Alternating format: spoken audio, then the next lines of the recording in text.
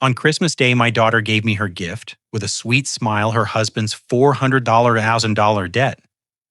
Dad just signed it before New Year's. It's for the family.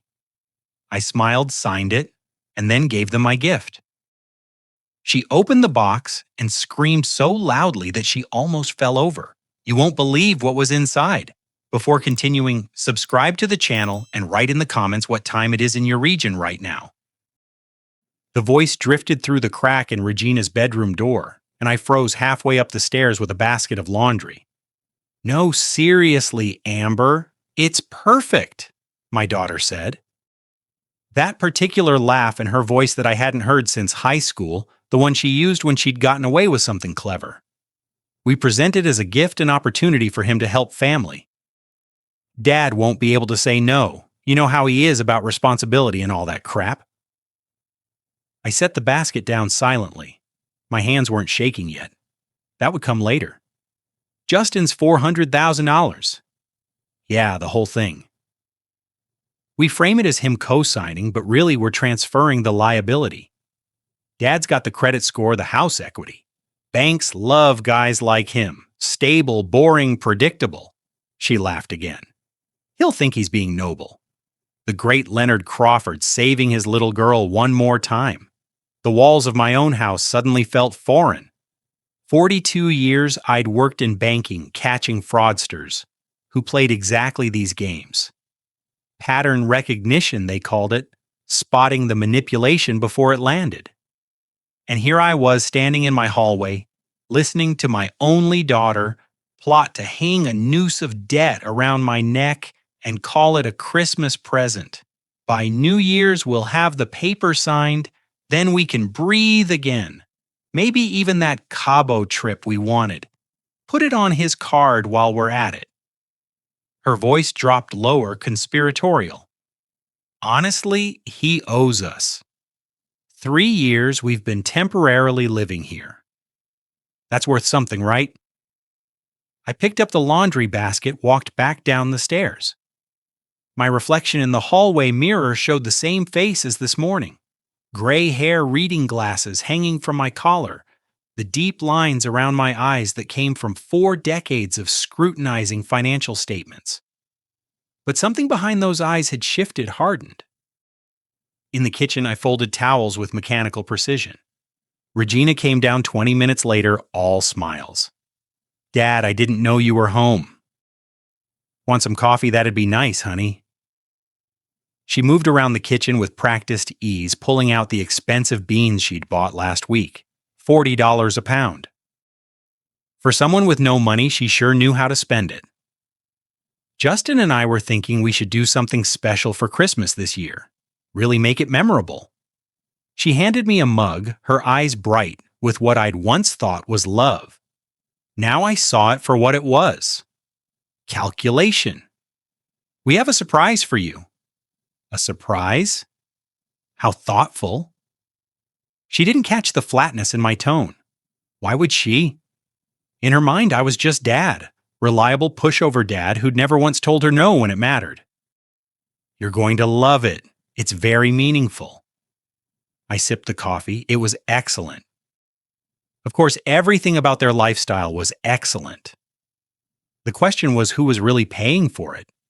That evening, I sat in my study, the one room in the house they rarely entered, probably because it lacked anything worth photographing for Instagram, and pulled out the albums. Regina at 8 gap-toothed and laughing at her birthday party a week after her mother's funeral. Regina at 13 rolling her eyes at my jokes, but unable to hide her smile. Regina at 22 graduating college hugging me so tight I could barely breathe. When had that girl disappeared, or had she ever existed at all? My computer screen glowed in the darkness. 42 years as a bank auditor had taught me many things, but the most important was this. Follow the money. Always follow the money because money doesn't lie even when people do. I opened a spreadsheet, started listing what I knew, what I'd observed, but ignored because I'd wanted to believe in the daughter I'd raised alone. The new BMW Regina drove $60,000 at least. the designer handbags that appeared monthly, Justin's vintage watch collection lining the dresser in the guest room they'd colonized, dinner receipts I'd glimpsed in the trash, $100 sushi, $200 steakhouse, all while claiming they were struggling between opportunities, just needing a little more time. 3 years of little more time, $400,000 in debt, and they wanted me to carry it gift wrapped, like I should be grateful for the opportunity to ruin my retirement. The funny thing about being an auditor is that you develop a sixth sense. Numbers tell stories, and right now the numbers were screaming. Justin claimed his startup had failed, but failed startups don't fund BMW leases. Bankruptcy doesn't buy Tiffany bracelets or season tickets to the Bulls. My fingers flew across the keyboard. Account access logs. I'd set up the home network. I had every password. Financial statements they'd carelessly left in the printer. Credit card bills in the recycling bin. I'd ignored them before because I'd trusted my daughter. Trust. What a quaint concept. By midnight, I had enough to confirm what my gut had been whispering for months. Something was deeply, deliberately wrong with their financial picture. The debt was real enough. I found references to it in Justin's email. Panicked exchanges with someone named Marcus about extending the timeline and alternative arrangements. But the poverty was performance art. I leaned back in my chair studying the photo on my desk. Regina, 5 years old, dressed as a princess for Halloween. I'd made that costume by hand sitting up until 3 a.m. with a sewing machine I barely knew how to use because store-bought wasn't good enough for my little girl. She'd hugged me that morning and said, "You're the best daddy in the whole world." The little girl in that photo wouldn't recognize the woman upstairs plotting to financially ruin her father over coffee and conspiracy. But I recognized something else in that photo now. I recognized myself the man I'd been. The man who devoted everything to raising her right, teaching her values, showing her what integrity meant. Time to remember who Leonard Crawford actually was, not just a father, not just a retired banker, a professional fraud investigator who'd built a career on catching people who thought they were smarter than the system. If Regina and Justin wanted to play financial games with me, I'd be happy to teach them how professionals play. Sleep didn't come that night. Instead, memories did, uninvited and relentless. I remembered the hospital 30 years ago. The doctor's hand on my shoulder, his voice gentle as he destroyed my world. "I'm sorry, Mr. Crawford. We did everything we could." Regina was 8 years old, sitting in the waiting room with a coloring book, unaware that her mother was gone, unaware that our family had just fractured into something fragile and incomplete. I remembered walking into that waiting room, kneeling in front of my daughter, watching her face crumble as she understood what the tears in my eyes meant. "It's just you and me now, baby girl. But we're going to be okay. I promise." And we had been. I'd kept that promise.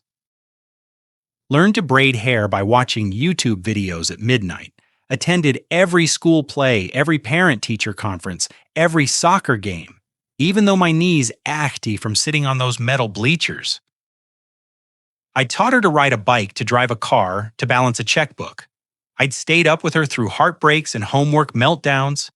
I'd paid for college without loans because I'd worked double shifts and saved every penny I could spare. Just you and me against the world. When had that stopped being enough? I traced the timeline in my head, watching the descent like an auditor reviewing a failing company's records. Regina's college graduation bright-eyed and ambitious. Her first job at a marketing firm, modest but promising. Then Justin Morrison walked into her life at some networking event.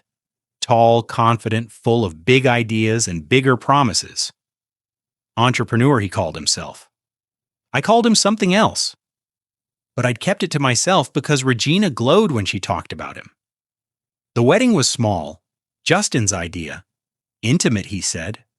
Cost-effective, I suspected.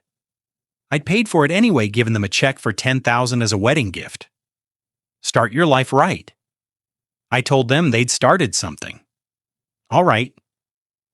First came the visit. Just for a few weeks, Dad, while we look for the perfect place. Justin's startup was in a critical phase. Couldn't afford distractions like apartment hunting. I'd understood. Young couples needed support. Weeks became months. The guest room filled with their belongings. Their toothbrushes colonized the bathroom.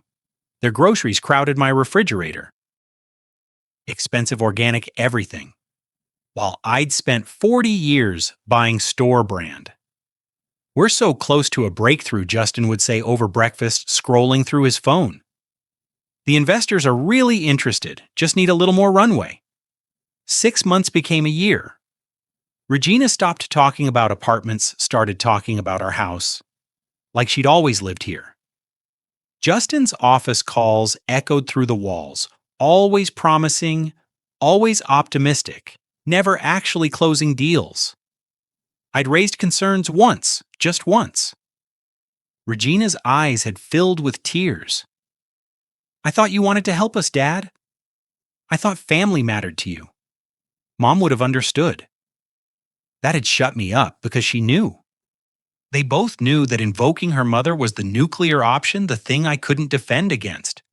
So I'd swallowed my doubts, watched them settle deeper into my home, my life, my routine, told myself it was temporary, told myself I was being supportive, told myself that good fathers don't keep score. But my auditor's brain had kept score anyway. It was automatic, instinctive. 3 years of casual observations accumulated into a damning ledger. Regina's shopping bags from Nordstrom, Saks, Neiman Marcus. Client meeting outfits, she called them, though her LinkedIn showed she'd been between positions for 8 months. Justin's elaborate coffee setup, a $2,000 espresso machine, essential for productivity. The weekend trips to Milwaukee, Madison, Minneapolis, always staying at boutique hotels. Networking. Justin explained building relationships. Building relationships on whose dime I thought about the utilities I paid, the property taxes, the homeowner's insurance that covered their expensive belongings along with mine, the groceries I bought while they contributed by occasionally picking up takeout, which they charged to cards I now suspected were maxed out. The pattern was obvious, had been obvious. I'd just been too proud to call my daughter a leech, too afraid of driving her away, like I'd watched other fathers do, turning family gatherings into cold, formal obligations. I thought I was being generous. Turns out I was being a mark. The photo albums lay open on my desk. I flipped through them slowly. Regina's sweet 16 before her mother got sick. Regina's high school graduation, her first day of college, waving from the dorm steps. Every picture showed the same thing, us against the world. Team Crawford. Somewhere between those photos. And now the team had dissolved. She'd chosen sides and I wasn't on hers anymore. My phone buzzed. A text from Regina. "Breakfast tomorrow. Want to discuss our Christmas plans?" Christmas plans, right? The surprise? The meaningful gift? $400,000 of someone else's debt, wrapped up with a bow, and my signature on the dotted line. I typed back, "Sounds good, looking forward to it." Looking forward to watching you perform, I thought. Looking forward to seeing exactly how you plan to play this. Because that's what it was now, a play, a performance. My daughter had become an actress, and I'd been her audience for 3 years, applauding on cue, never looking behind the curtain. But I'd spent 42 years in banking. I'd investigated fraud for a living, caught embezzlers, money launderers, people who thought they could hide transactions in complex webs of shell corporations. I'd testified in court, 17 times, never lost a case. And now Regina and Justin thought they could run a con on me in my own house, with my own love for my daughter as the weapon. The amateur hour was almost insulting. I pulled up my computer again, opened a new document, started typing. Not a spreadsheet this time, a plan. If they wanted to give me a gift, I'd accept it graciously, study it carefully, understand every clause, every implication, every legal ramification, and then I'd give them a gift in return. Something memorable, something meaningful, something that would teach them exactly what happens when you mistake kindness for weakness. 42 years of catching financial predators had taught me one fundamental truth. They always make mistakes, always leave trails, always underestimate the people they're trying to deceive. Regina and Justin were about to learn what happens when you underestimate a professional. My daughter wanted to play grown-up games with daddy's money. Fine. But she'd never asked what kind of games I'd played at work, what kind of mind you needed to catch people who'd spent years perfecting their deceptions. Time for a family lesson in financial literacy. And the tuition was going to be steep. The next morning, I watched them from my study window. Regina and Justin loading shopping bags into her BMW, the one they couldn't afford, but somehow maintained. Premium leather seats, the kind that cost extra. I'd set up my laptop to face the window. To anyone glancing in, I looked like a retiree checking email. In reality, I was running a different kind of audit, the kind I used to do when a bank executive's expense reports didn't match their declared income. Justin carried 3 bags from Whole Foods. Organic, everything no doubt.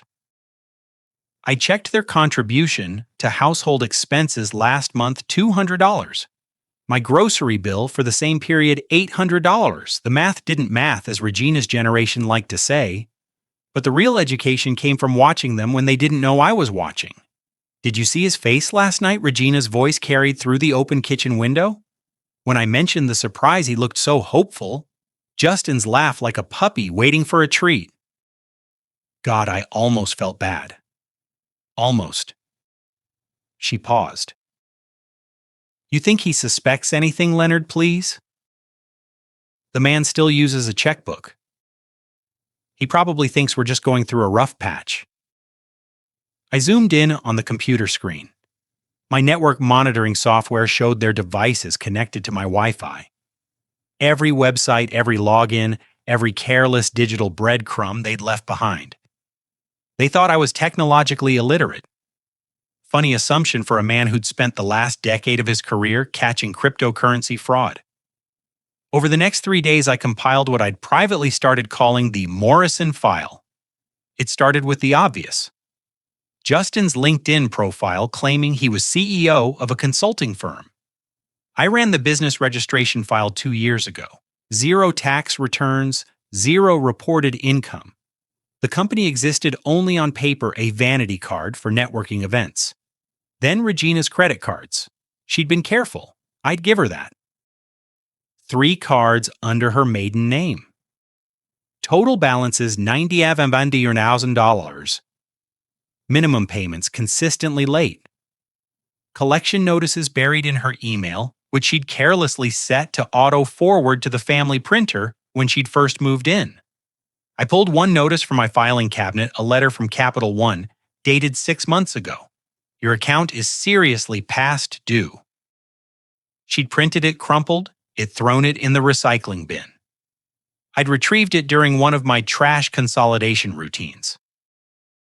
My forensic accountant instincts had saved it. Now it was evidence. But the real treasure came from Justin's laptop. He'd left it open on the kitchen counter while he showered. Just 15 minutes. That's all I needed.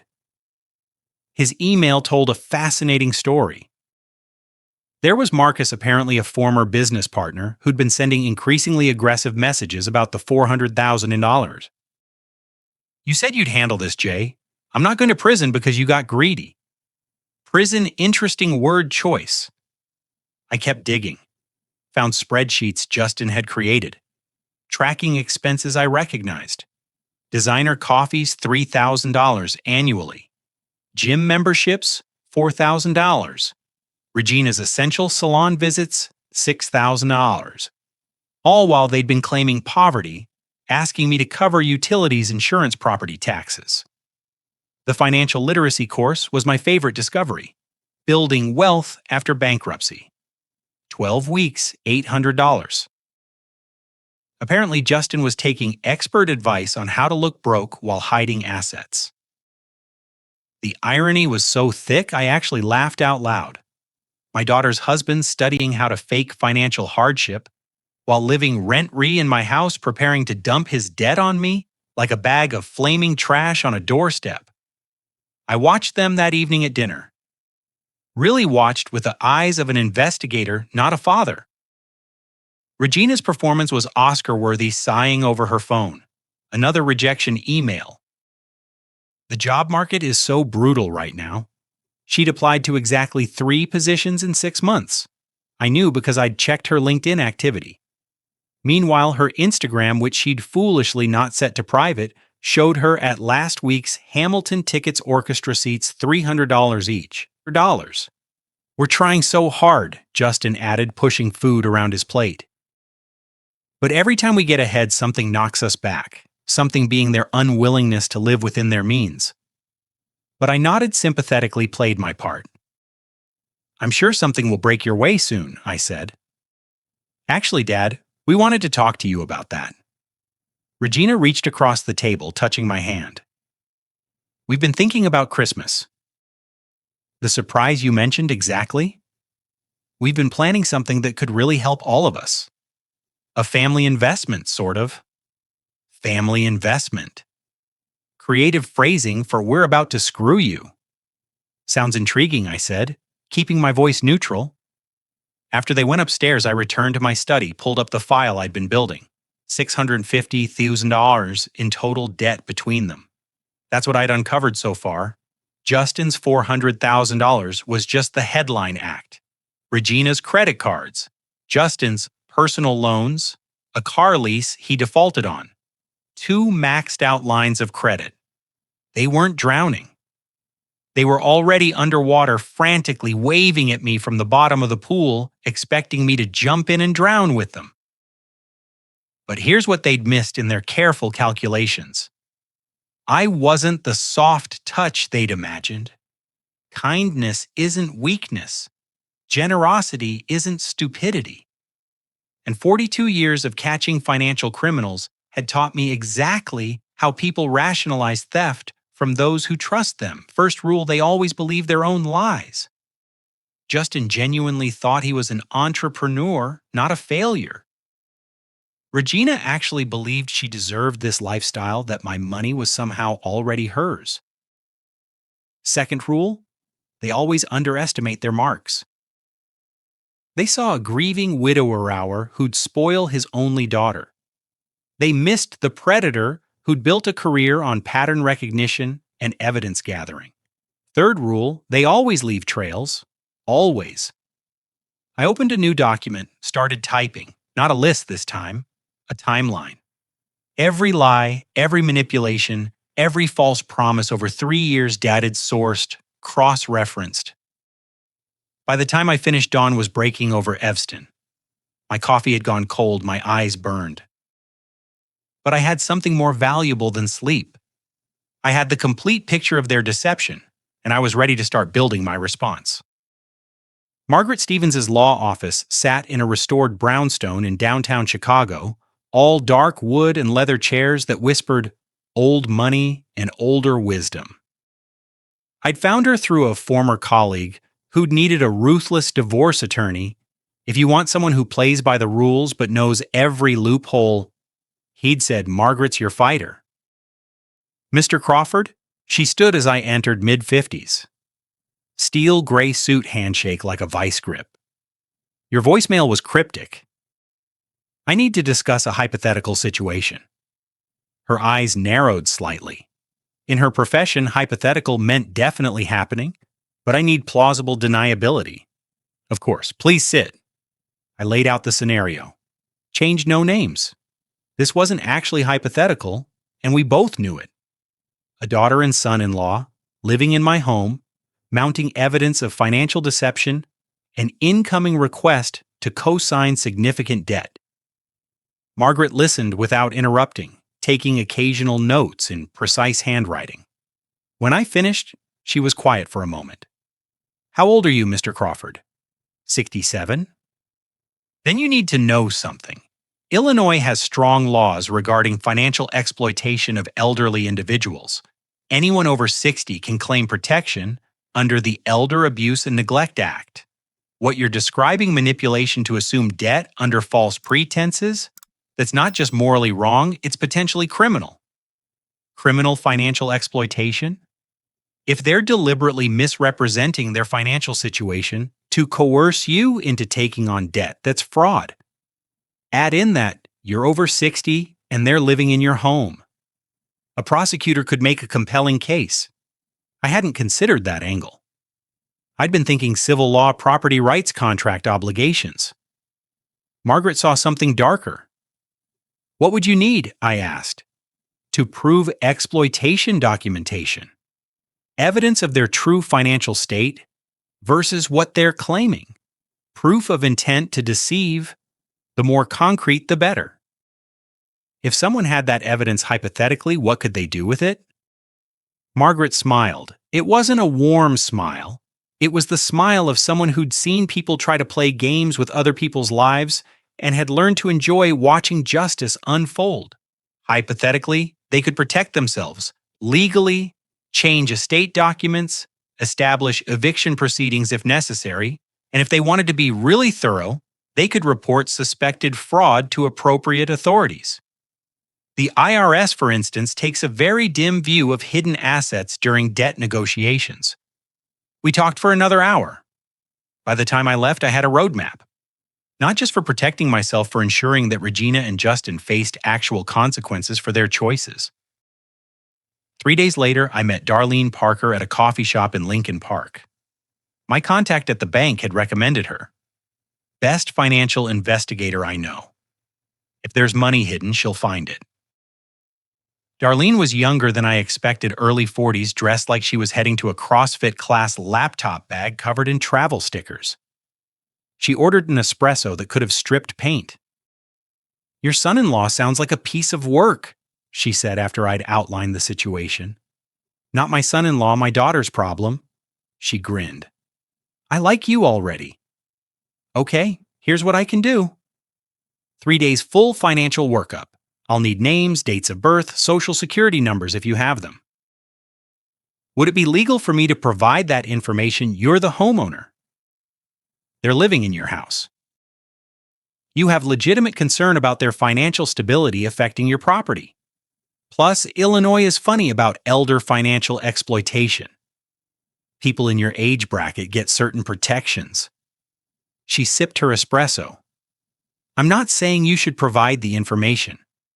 I'm saying if you did, I'd know how to use it legally." I slid a folder across the table, everything she needed neatly typed. Darlene worked fast. 2 days later, my phone rang. "Mr. Crawford, I need you to sit down for this." I was already in my study door locked. "Go ahead, your son-in-law is hiding about $165,000 in accessible assets. $50,000 in a startup his buddy Marcus's crypto venture. $35,000 in an offshore account.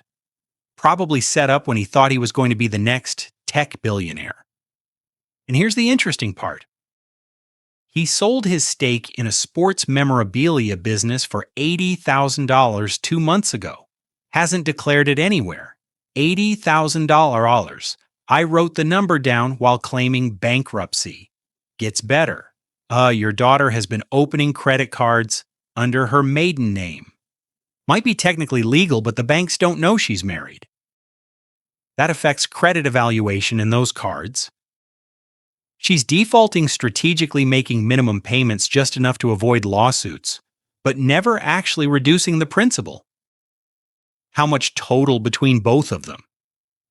You were right about the $650 total, but here's what matters. They have the means to cover a significant chunk. They're just choosing not to. After she hung up, I sat in my study for a long time. Not angry anymore. Past anger. This was something colder, more focused. They weren't desperate people making mistakes. They were con artists running a long game. And their mark was the man who'd raised one of them loved her unconditionally, given her every advantage he could afford. I opened my laptop, created a new folder, named it Christmas Gift. Inside, I started drafting a comprehensive analysis of the Morrison family financial situation. Charts showing income versus expenditure. Graphs comparing claim poverty against actual spending. A timeline of lies. Every were so broke. Conversation matched against credit card statements showing luxury purchases. I worked like I was preparing for a board presentation because in a way I was. The board just happened to consist of my daughter and her husband. And the agenda item was the consequences of treating family like a mark. Margaret had given me the legal framework, Darlene had given me the ammunition. Now I just needed the delivery mechanism, and I knew exactly when that would be Christmas Eve when they planned to gift me their debt, all wrapped up with false tears and manipulated guilt. I'd have a gift for them too. My computer screen glowed in the darkness. I pulled up one more file, the recording I'd made of Regina's phone conversation, the one where she'd called me predictable, where Justin had laughed about me being naive. I listened to it again, not because it hurt anymore, because it clarified things. She'd made her choice, chosen a man who saw her father as a resource to exploit chosen wealth over integrity, chosen comfortable lies over difficult truths. Fine. Every choice has consequences. Mine was about to have Christmas wrapping. Darlene's final report arrived on December 16th. 47 pages of meticulously documented financial fraud. I read it twice, making notes in the margins like I was reviewing a loan application, which in a way I was, except this time the answer was going to be a very satisfying denied. I called Ted Wilson that afternoon. We'd worked together at the bank for 15 years before he'd retired to open his notary practice. If anyone could make documents bulletproof, it was Ted. Leonard Crawford, he said when he picked up warmth in his voice. Haven't heard from you in months. How's retirement treating you? Complicated. Ted, I need your help with something sensitive. Sensitive. How family matter legal documents. Everything needs to be airtight. There was a pause. Ted had been around long enough to read between lines. Your daughter, her and her husband, can we meet? We met at his office the next day. I brought everything, Darlene's report, Margaret's legal outlines. My own compiled evidence spread it across his conference table like a prosecution laying out a case. Ted whistled low. They really thought they could run this on you. They think I'm a soft touch grieving widower hour, doing father all that. Are you? He looked at me over his reading glasses, a soft touch. I thought about Regina at 8 years old crying in my arms after her mother's funeral. Thought about her at 18 hugging me at graduation. Then I thought about her laughing on the phone with Amber calling me predictable. Not anymore. Ted nodded slowly. What do you need everything Margaret outlined? Eviction notice power of attorney revocations, will amendments, and I want one more thing. I slid a handwritten outline across the table. A formal financial audit professional format, notarized the kind banks use when investigating fraud. The Morrison family financial analysis complete with charts, graphs, projections of their debt to income ratio comparison of claimed versus actual spending. I want it to look like what it is, an official investigation. Ted grinned. It was the same grin he'd worn when we'd caught that VP embezzling back in 2008. You want to bury them in their own paperwork. I want them to see exactly how I see them through the lens of 42 years of professional skepticism. It took 3 days. Margaret prepared the legal documents with surgical precision. Ted notarized everything, his stamp making each page official and irreversible. I compiled the financial analysis myself, working late into each night, finding a strange satisfaction in the methodical destruction of their facade. The graphs were particularly damning. One showed their claimed income versus actual expenditures over 3 years. The gap was a canyon. Another tracked Regina's Instagram posts, geotagged at expensive restaurants, luxury stores, spa retreats against her stated unemployment. A third compared Justin's LinkedIn claims of business success against his actual reported income. 0. I added footnotes. Professional, clinical, devastating. Under a photo of Regina's new designer handbag. Estimated retail value, $2,400. Date of purchase, November 15th, 2024, 2 weeks after claiming we can barely afford groceries. Dark humor. Maybe, but after 3 years of being played for a fool, I'd earned some satisfaction. On December 20th, I bought a gift box. Nothing cheap. Elegant red cardboard with gold trim, the kind you'd put an expensive present in. Found it at a specialty shop downtown. The woman behind the counter smiled. Someone special? Very special, I said. At home, I arranged everything carefully. Darlene's report on the bottom, substantial and official. Margaret's legal documents next each with bright yellow tabs, marking where signatures would be required if they were getting signatures, which they weren't. The eviction notice, the power of attorney revocations, the will amendment, establishing a charitable trust that would benefit everyone except my daughter, unless she could prove 5 years of financial responsibility. On top, I placed the Morrison Family Financial Analysis, my masterpiece. 47 pages of their lies cross-referenced and annotated.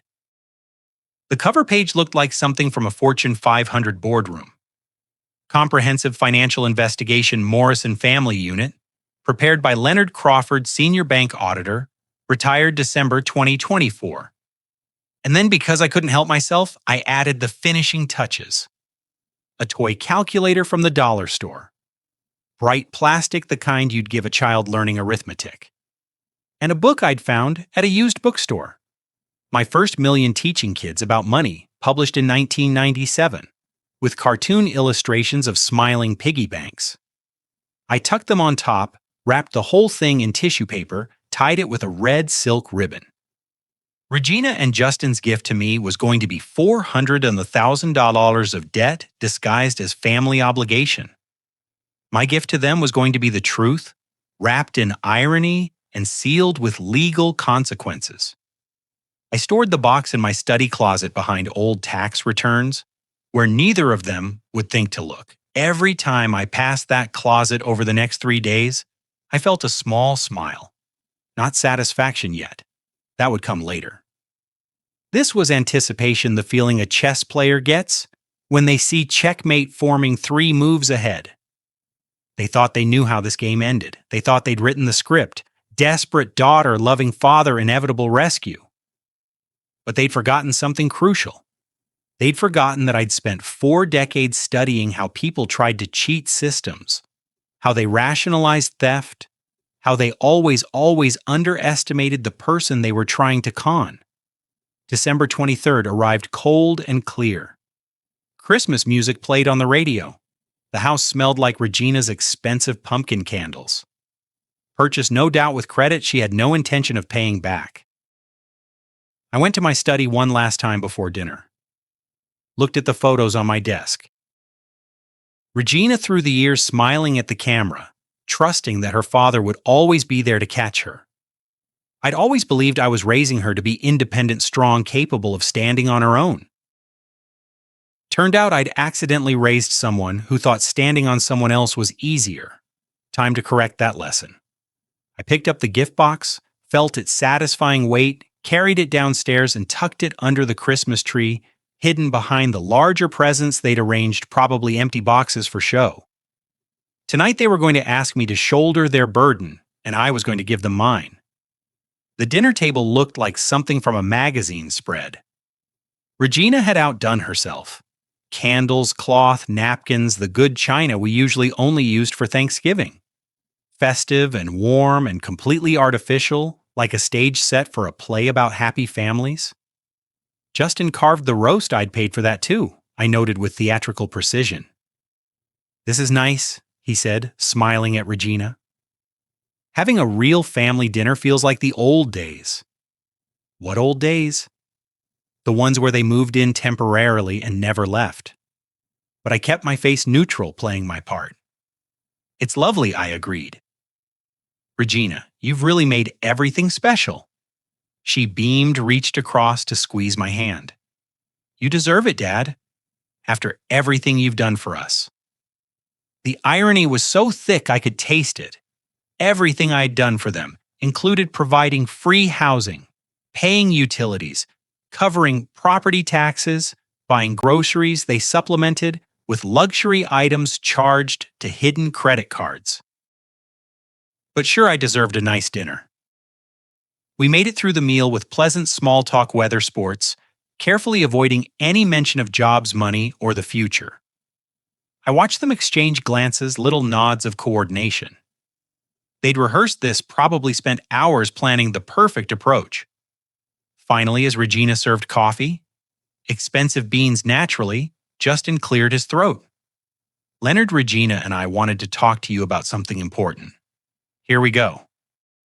We've been thinking a lot about family.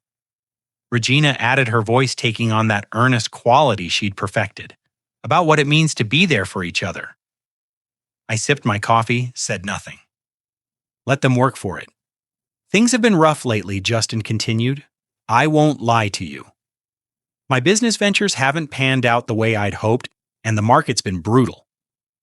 The market, as if external economic forces were responsible for his string of failures rather than his own incompetence and unwillingness to work a regular job. We've tried everything. Regina's eyes were getting misty. Right on schedule. Every possible option, but we've hit a wall and we're running out of time. What kind of wall? I asked, keeping my tone concerned. Justin reached under his chair, pulling out a leather folder. Set it on the table between us, like he was presenting a peace treaty. I have some outstanding debts business loans that are coming due. The creditor is getting aggressive, and if we don't resolve this soon, there could be serious consequences. How serious legal action possibly leans. It could affect our credit for years, maybe even impact our ability to rent an apartment or get jobs. Oh, the jobs you don't actually have, I thought. But I nodded gravely. Dad. Regina's voice cracked. A single tear rolled down her cheek. I had to admit she'd practiced. We've been so ashamed. We didn't want to burden you. But you're all we have. You're the only person who's ever really been there for us. How much are we talking about? I asked, even though I knew to the penny. $400,000, Justin said. He had the decency to look down when he said it. It sounds like a lot, but with your house equity and credit rating, you could co-sign a consolidation loan. We'd pay it back. Obviously, this would just buy us time to get back on our feet. Get back on your feet. I repeated the phrase slowly, tasting each word. How long have you been trying to get on your feet? Exactly. Dad, 3 years living in my house, Rentree, while I covered your expenses and you accumulated. I paused, letting the silence stretch. $400,000 in debt. Justin's smile faltered. It's more complicated than that. The economy timing unexpected setbacks. I'm sure it is complicated. I set down my coffee cup. Regina, when was the last time you actually applied for a job? Her eyes widened. I've been applying. The market is 3 positions in 6 months. I checked your LinkedIn. The color drained from her face. Justin jumped in. Leonard, we're not here to be interrogated. We're family. We're asking for help. No, I said quietly. You're asking me to take on your debt to absorb the consequences of your choices. There's a difference. Dad, please let me see the paperwork. Justin hesitated, then slid the folder across. I opened it. Loan documents neatly prepared. All they needed was my signature. I scanned the terms, the interest rates, the payment schedule. Professionally done. They'd put real effort into this trap. You've thought of everything I said. We just need you to sign by New Year's Eve, Regina said. Hope creeping into her voice. Then we can start fresh. A new year, a new beginning. A new beginning. I closed the folder, pushed it aside. Actually, I had a similar thought about fresh starts. I stood up, walked to the Christmas tree, retrieved the red gift box from behind the decorative presents, carried it back to the table. What's that? Reen asked. Your surprise mentioned wanting to make this Christmas meaningful. Exchange gifts that mattered. I set the box down. I agreed, so I prepared something for both of you. Consider it my response to your proposal.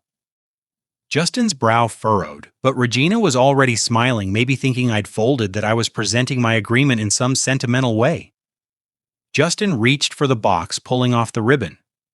Inside, nestled in tissue paper, he found the toy calculator. First his hand froze, face going from confusion to something darker.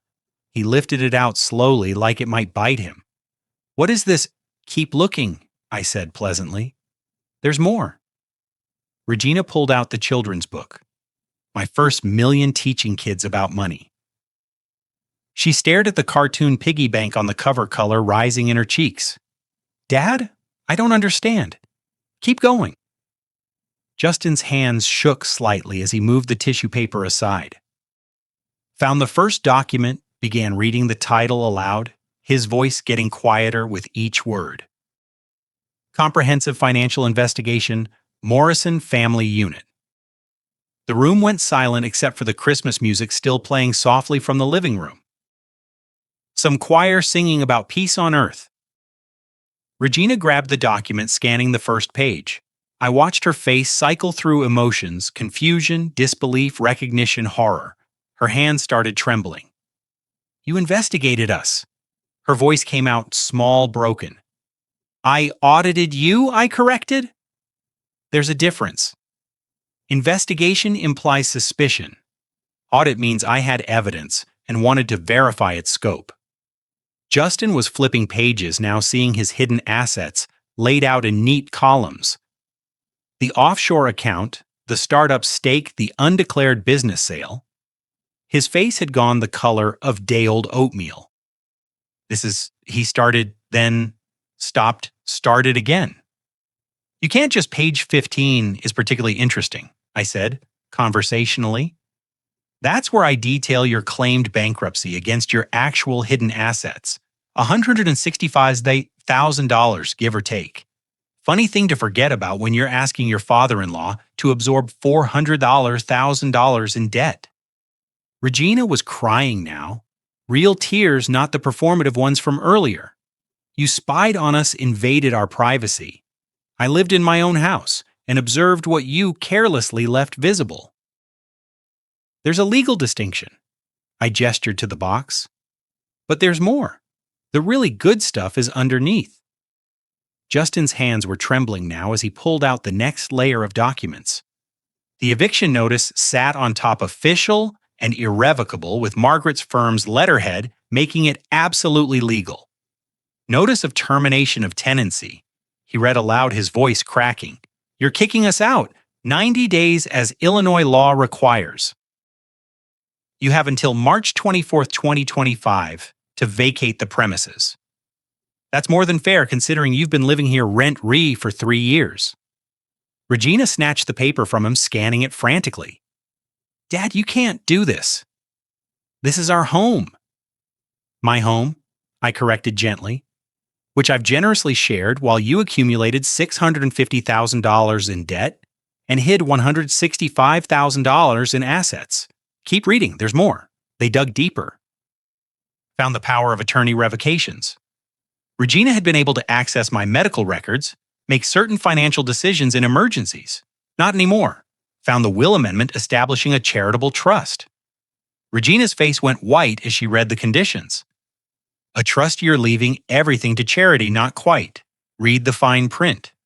You can access the trust after 5 years of documented financial responsibility. Steady employment debt repayment, no hidden accounts, full transparency." I leaned back in my chair. "Basically, you have to become an actual adult. This is insane." Justin was on his feet now, pacing. "You can't disinherit your own daughter because we hit a rough patch."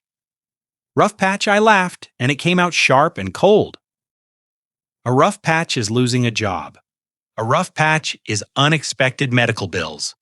What you two have been doing is systematic financial fraud while living in my house, eating my food, using my utilities, and planning to saddle me with $400,000 of your debt as a Christmas present." The room went silent, except for the ticking of the grandfather clock in the corner. Regina's eyes were swimming with tears. Real ones this time, not the calculated variety from earlier. When did you December 10th, I said? I was bringing up laundry. Your bedroom door was cracked. I heard you on the phone with Amber laughing about the perfect plan. About how your predictable old dad would never say no? How I was basically a checkbook with sentimental weaknesses. Her face crumbled. I didn't mean, yes, you did. I pulled out my phone, opened a file, turned the volume up. My voice came through the speaker, then Regina's crystal clear. We present it as a gift, an opportunity for him to help family. Dad won't be able to say no. You know how he is about responsibility and all that crap. I let it play. Let them hear Justin's voice. He'll think he's being noble. The great Leonard Crawford saving his little girl one more time. And Regina again. Honestly, he owes us. 3 years we've been temporarily living here. That's worth something, right? I stopped the recording. Illinois is a 1P party consent state for recordings in private residences. Everything I collected is perfectly legal. Want to hear more? I have 17 separate conversations documenting your plans. Justin sat down heavily, all the color gone from his face. You've been recording us for 2 weeks, 13 days to be precise. Once I knew what you were planning, I made sure I had documentation, old habit from the bank. Always get everything in writing, or in this case, in audio. Regina was openly sobbing now. Daddy, please. I know we made mistakes, but mistakes. I opened the financial analysis, flipped to a specific page. This is a mistake. I pointed to a line item. 1 overdraft fee because you weren't paying attention. This I gestured to the entire document is a pattern. 3 years of deliberate deception, strategic debt accumulation, and planned exploitation. We were going to pay you back, Justin tried, but even he didn't sound convinced. With what money? Your hidden 165. The money you've been carefully concealing while crying poverty. I pulled out another section of Darlene's report. Your offshore account in the Cayman's $35,000. Your stake in Marcus's crypto startup, $50,000. The $80,000 you got from selling your share of Sports Vault collectibles 2 months ago. Where is that money? Justin? He couldn't answer. Just stared at the papers like they might spontaneously combust and save him. You see, that's the thing about being a bank auditor for 42 years. You learn to spot patterns, hidden assets, strategic bankruptcy claims, attempts to manipulate family members into assuming debt. I've seen it all, investigated it all, testified about it in court 17 times. I met his eyes.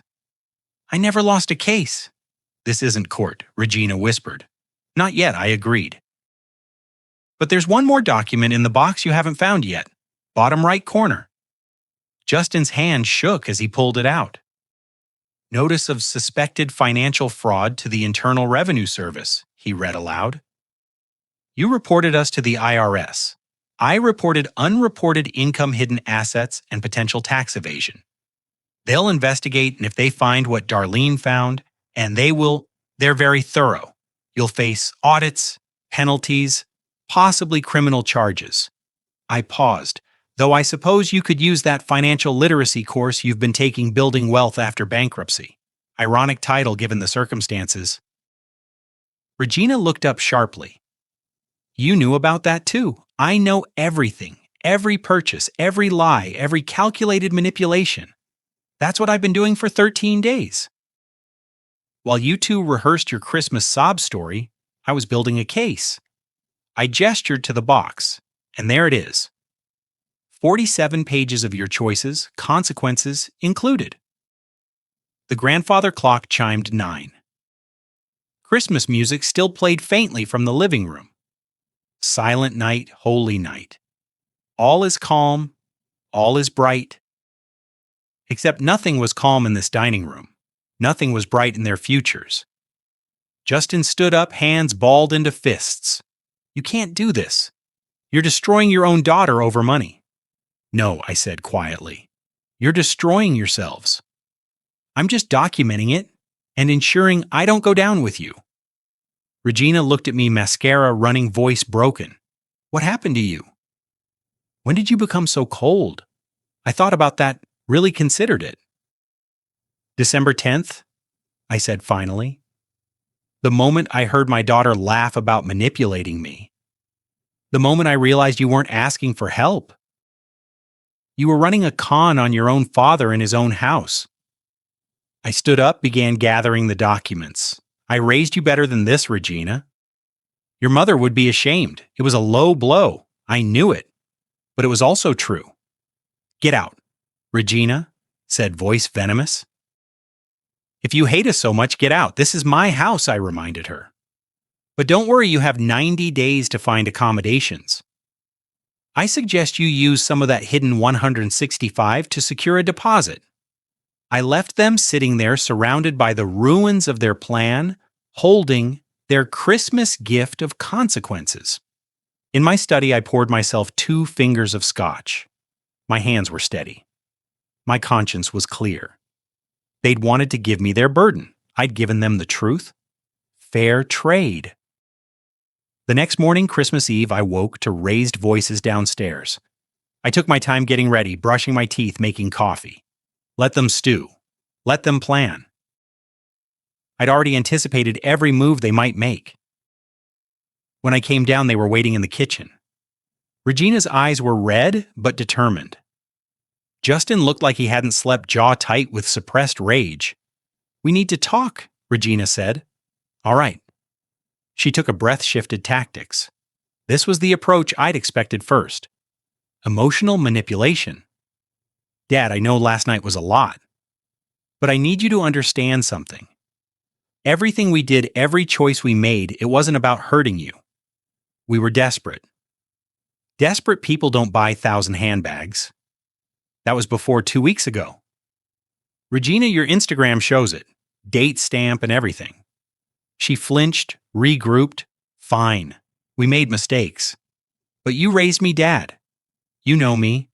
I'm not a bad person. Neither is Justin. We got in over our heads. And instead of coming to me honestly, you decided to trick me into co-signing debt while hiding assets? That's not desperation. That's fraud. That's a harsh word, Justin. He'd found his voice again, and it had an edge, and it's one you might want to reconsider using. Is that a threat?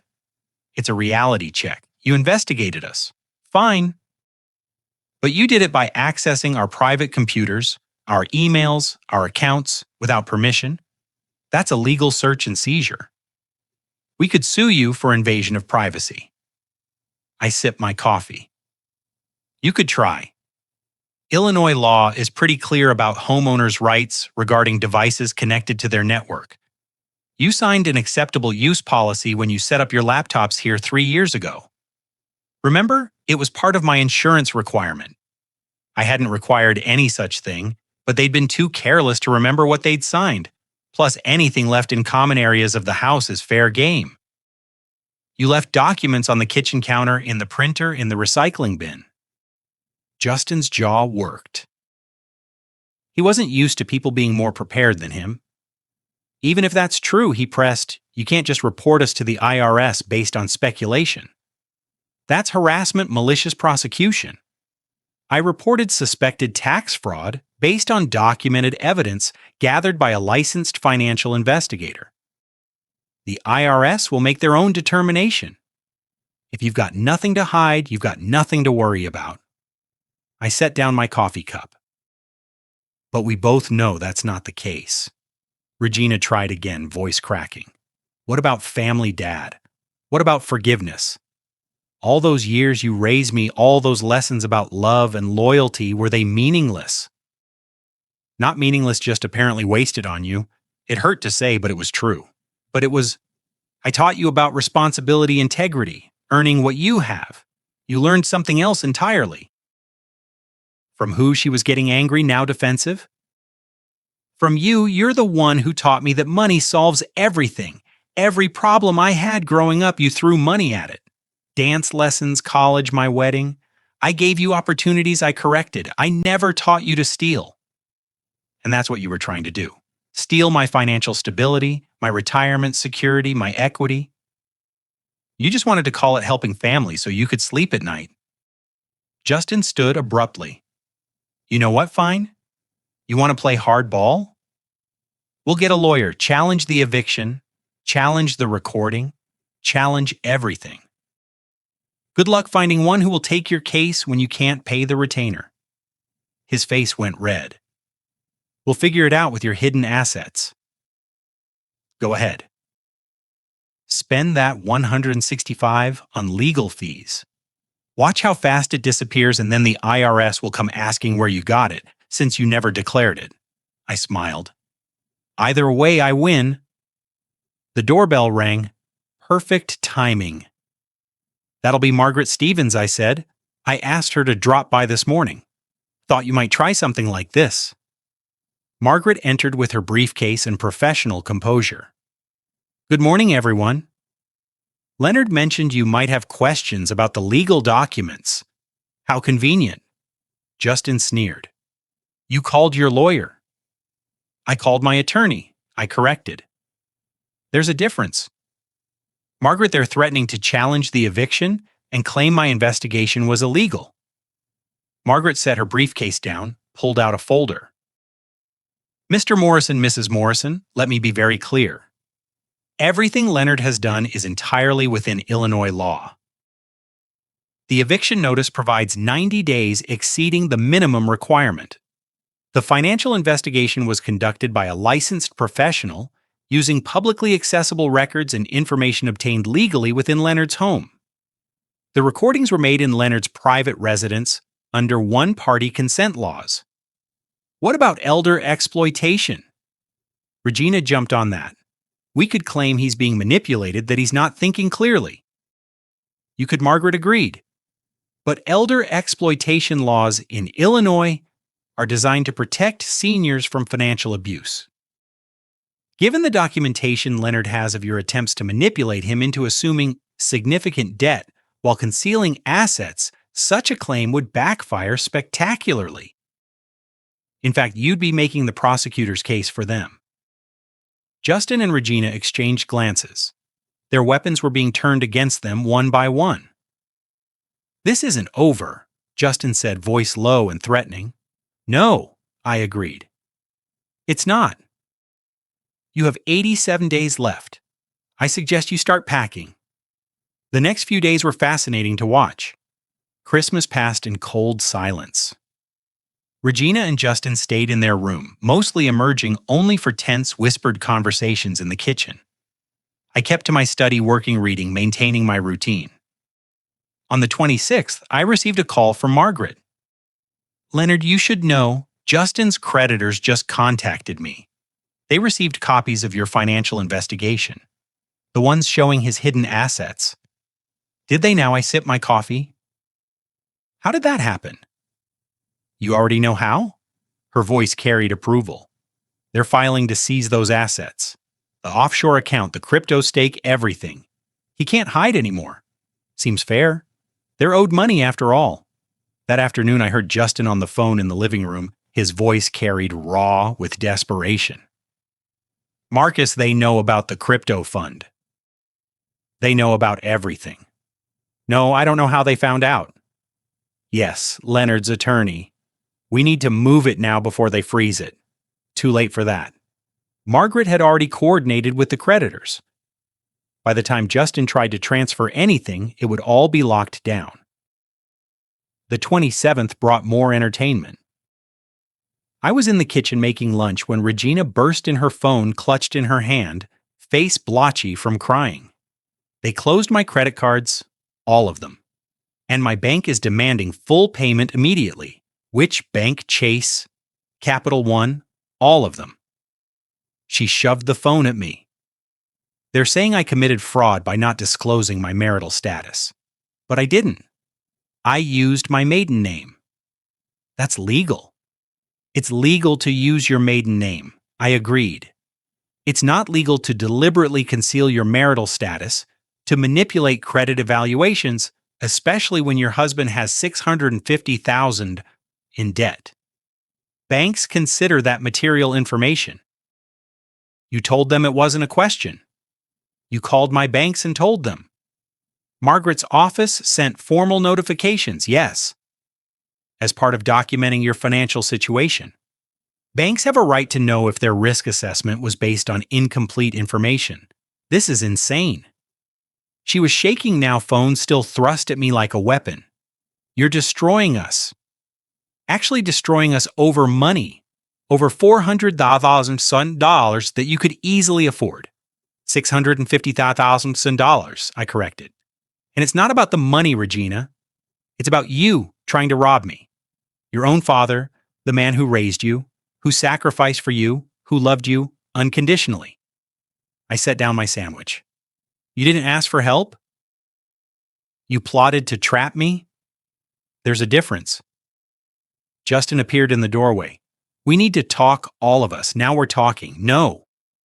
His face was haggarded, desperate. We need to negotiate. There has to be a way out of this. You can't destroy your own family like this. I'm not destroying anything. I'm removing myself from your destruction. There's a difference. But I followed them to the living room.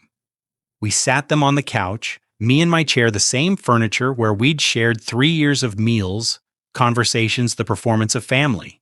Now it felt like a courtroom. We'll leave, Justin said voluntarily before the 90 days. We'll go next week. Just call off the dogs. Tell the IRS you made a mistake. Tell the creditors you were wrong about the assets. But I wasn't wrong. Leonard, please. Regina's voice cracked. We made mistakes. We were wrong. We admit it. But you're taking this too far. The IRS, really, we could go to prison. Only a few committed crimes. It's not that simple. It's exactly that simple. You hid income. You concealed assets while claiming poverty. You attempted to defraud me, your banks, your creditors. These are crimes, Regina. They have consequences. We're your family, she whispered. You stopped being my family when you decided I was an ATM with sentimental weaknesses. I leaned forward. Do you want to know the worst part? I would have helped you if you'd come to me, honestly admitted your mistakes, asked for help. I would have worked something out. Payment plan, consolidation loans, something. I'm not a monster. Then why are you doing this? Tears streamed down her face. Real ones. Finally. The kind that came from actual grief rather than manipulation. Because you never gave me that chance. You chose deception over honesty. You chose to see me as a mark rather than as your father.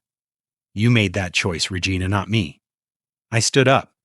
You have 84 days left. I suggest you start planning your exit. That night, I sat in my study and listened to them fight through the walls. Accusations blame panic, the perfect facade crumbling in real time. Justin's voice. This is your father. Fix this. Regina's how he has everything documented, everything. Then we sue him. Emotional distress, elder abuse, something. With what money? And Margaret already said that would backfire. Silence. Then breaking glass. Something thrown against a wall. I poured another scotch. Watched the Chicago skyline through my window. Lights twinkling in the winter darkness. Margaret was right. This was fascinating to watch. Not satisfying. Exactly. There was too much loss for satisfaction, but definitely just. My phone buzzed. Text from Margaret, IRS formally opened investigation. They're very interested in the undeclared business sale. Thought you'd want to know. I typed back, thank you. Another text, this time from Ted. Heard through the grapevine about your situation. Coffee sometime. Want to make sure you're okay. I'm fine, I replied. Coffee sounds good. January. You got it. Downstairs, the fighting continued. But up here in my study, surrounded by 42 years of career achievements and memories of a daughter who no longer existed, I felt something unexpected. Peace. Not happiness, not triumph, just peace. Justice had a bitter taste, but it was still justice. New Year's Eve arrived cold and bright.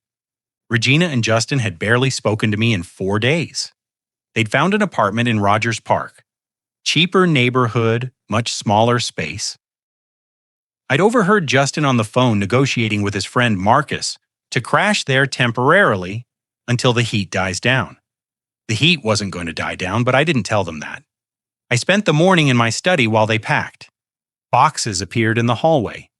Furniture got marked with tape. Their expensive belongings suddenly looked shabby in daylight. All flash, no substance, like their entire lives. Around noon, Regina knocked on my door. "Come in." She stood in the doorway, not entering. Her eyes were red but dry. She'd run out of tears, apparently. "We're leaving today. Justin found someone with a truck. Before the 31st. "That's earlier than I expected. We can't stay here anymore." Not with she gestured vaguely. "Everything. I understand." "Do you?" Her voice hardened. "Do you understand that you've destroyed us?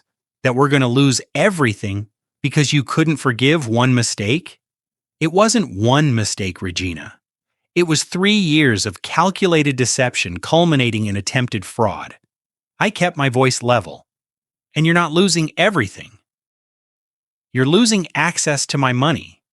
There's a difference. What about the will, the trust still in place? 5 years of documented financial responsibility, steady employment debt repayment. Then you can access it. 5 years." She laughed bitterly. "You know that's impossible. Is it get a job, budget, pay your debts? Millions of people do it every day. We're not millions of people. We're your family." "Were." I met her eyes. Past tense. She flinched like I'd slapped her. "Good. Maybe it would finally penetrate." "I'll never forgive you for this," she said quietly. "I can live with that." "Can you live with what you tried to do to me?" No answer. She turned and left. 2 hours later, I stood at my study window watching them load boxes into a rental truck.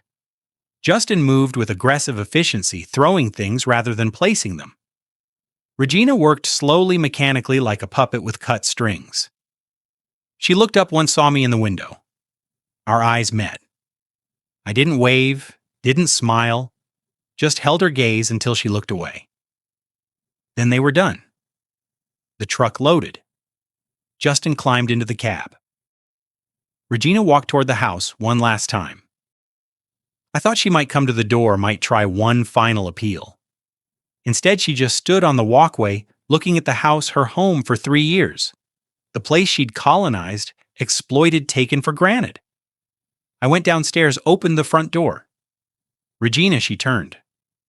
Hope flickered in her eyes. "You wanted to play adult financial games. I showed you how it's done professionally." I paused. The only difference is I played honestly. The hope died. Her face went blank. "Goodbye, Dad." "Goodbye, Regina." She walked to the truck, climbed in. They drove away.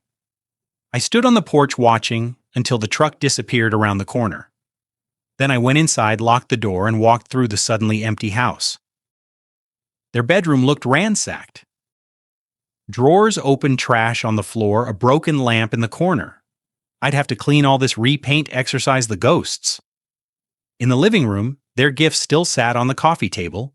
The loan documents, $400,000 of debt they tried to hang around my neck. I picked up the papers, carried them to my study, fed them into the shredder page by page, watched the strips fall into the bin. That night I called Ted. "Hey, Leonard, how'd it go?" "They're gone. Left this afternoon. How are you feeling?" I considered that lighter, sadder but lighter. "That's normal. You did the right thing." Did I looked around my empty house. Sometimes I wonder. Don't. I've seen the documentation. They were robbing you blind, Leonard. You just refused to be robbed. That's not cruelty, that's self-preservation. Maybe. Definitely.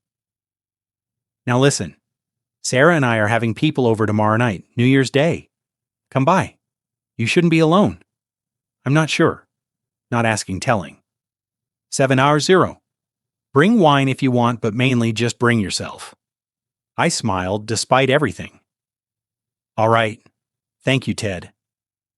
After we hung up, I sat at my desk, pulled out my phone, found the financial analysis I'd created. 47 pages of their deception meticulously documented. I didn't delete it. Evidence had to be preserved, especially with the IRS investigation ongoing. But I did archive it, moving it into a folder labeled Closed Cases because that's what this was now, a closed case. The investigation complete, the verdict rendered, the sentence served. My phone buzzed. Email from Margaret. IRS agent called. They're very impressed with your documentation. Said it's the most thorough civilian financial analysis they've seen. Investigation proceeding on multiple fronts. FYI, they may want to interview you formally. We'll keep you posted. Also, you did good, Leonard. Really good. Proud to know you. I typed back, thank you for everything. At midnight, I stood at my window, watching fireworks over the lake. The city celebrated strangers, cheering the new year, fresh starts, new beginnings, all that optimistic nonsense. But maybe they had a point. I was 67 years old, retired, alone, but also free, financially secure, no parasites, no manipulation, no performance of family where none existed. My phone buzzed again, Ted. Sarah says, bring your appetite. She's making her famous lasagna. See you tomorrow. I smiled, typed, looking forward to it. Below me, Chicago glittered in the winter darkness. Somewhere out there, Regina and Justin were learning what consequences felt like, what accountability meant, what it cost to betray the people who loved you. I hope they learned the lesson. I really did. But whether they did or not, it wasn't my problem anymore. I'd raised my daughter to be independent, strong, capable. Time to see if any of those lessons actually stuck. As for me, life after 67 was just beginning. And this time, I was choosing who got to be part of it. If you like this story, please like this video, subscribe to the channel, and share your impressions of this story in the comments. To listen to the next story, click on the box on the left. Thank you for watching.